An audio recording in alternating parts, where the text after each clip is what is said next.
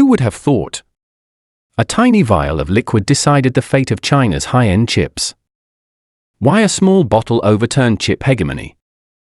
On January 8, 2026, Chinese semiconductor company Hengkun New Materials, Hengkun, disclosed during an investor relations event that its RF photoresist had achieved revenue in the hundreds of thousands of RMB in the first half of 2025.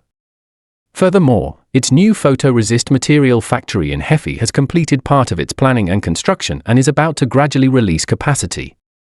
This seemingly ordinary corporate announcement has sent shockwaves through the global semiconductor industry. Here comes a counterintuitive result you absolutely wouldn't expect. China's high-end photoresist, which the West determined could not be broken through within at least 5 years, has not only achieved a technological breakout but also forcibly tore a hole in a market where Japanese companies held a 90% monopoly. You must realize that just 6 months ago, mainstream Euro-American media widely predicted that China would face a halt of at least 30% of its chip production lines due to the cutoff of photoresist supplies. Let's clarify the core technology first. Photoresist is the photosensitive brush of chip manufacturing. Lithography machines must use lasers to irradiate it to precisely imprint circuit patterns onto silicon wafers. How precise is this process? It is equivalent to carving thousands of complex circuit diagrams on a single strand of hair, with an error margin no wider than a nanowire, 10,000 times more precise than the finest watch part processing we usually see. Without qualified photoresist, even the most advanced lithography machine is just a pile of scrap metal. Even more mind-bending is that this breakout was not just a technological breakthrough, but a model innovation. Chinese photoresist companies used a path of small batch supply - feedback acquisition - iterative R&D to complete customer verification in just 1/3 of the time taken by European and American companies. Keep in mind that the customer verification cycle for similar products from Western companies averages for years, while Chinese companies passed SMIC's mass production verification in as little as 18 months. Next, let's talk about why Western perceptions of China's technological progress failed, what the global tech supply chain dilemma behind this means for human development, and what new inspirations China's breakout can bring to global tech cooperation. The Western cognitive bias regarding China's semiconductor industry has long been repeatedly proven wrong by history. The core logic of the chip equipment export control policy introduced by the U.S. Department of Commerce in 2024 was to contain China's chip technology progress by blocking advanced equipment, even joining forces with the Netherlands to expand restrictions on the export of immersion deep ultraviolet (DUV) lithography equipment, believing this would stagnate China's advanced process chip capacity above 28 nanometers. However, the fact is that by adapting domestic photoresist, Chinese companies achieved technological breakthroughs on existing equipment. In 2025, domestic 28 nanometers chip capacity did not decline, instead, it grew by 22% year-on-year. In contrast, to maintain its technological monopoly, the US has overly intervened in corporate operations, leading to an imbalance in R&D investment by domestic US photoresist companies. In 2025, the average R&D investment ratio of US semiconductor material companies was only 8%, while Nata Optoelectronic, a leading Chinese enterprise, reached a high of 22%. Even more notably, the US still has no fully commercialized rare earth separation facilities domestically, yet processed rare earth products are indispensable key materials for chip manufacturing. Its import dependence for rare earth elements like yttrium and scandium is as high as 100%, with the vast majority coming from China.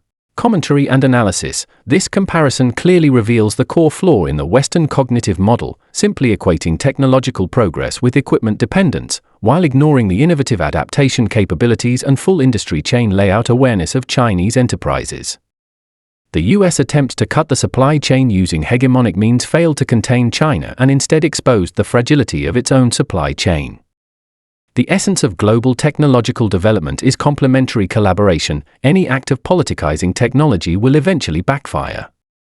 China's breakout is not about breaking the rules, but proving the possibility of diverse technical paths through innovation, which is of great significance to the stability of the global tech supply chain. Europe's plight in the semiconductor supply chain further confirms the reality of global industrial interdependence. Maro Sefcovic, Executive Vice President of the European Commission, publicly stated in 2025 that China's rare earth export control measures caused a very negative impact on EU industry. European companies have submitted about 2,000 rare earth import applications to China, urgently hoping to speed up the approval process. This stands in sharp contrast to previous claims by European media that dependence on Chinese rare earths was exaggerated. In fact, Europe needs to purchase nearly 40,000 tons of rare earth magnets annually, almost entirely dependent on imports, while China occupies 93% of the global rare earth magnet manufacturing share. In the field of photoresist, Europe faces a similar dilemma, following the magnitude 7.5 earthquake in Aomori Prefecture, Japan in 2025. The photoresist factories of Tokyo Oka Kogyo, TOK, and Shin-Etsu Chemical stopped production, causing photoresist inventories for European chip companies to run out rapidly, forcing some automotive chip production lines to cut production. At this critical moment, the stable supply of Chinese domestic photoresist provided an alternative option for some European companies. Commentary and analysis: Europe's experience proves that de-risking does not equal desinicization. The division of labor in the global industrial chain formed over decades is deeply intertwined.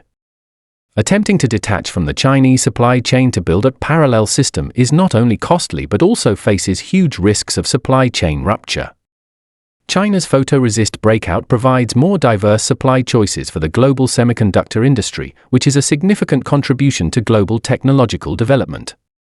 The West should abandon zero-sum game thinking and recognize that China's technological progress is not a threat, but a beneficial supplement to the global tech ecosystem.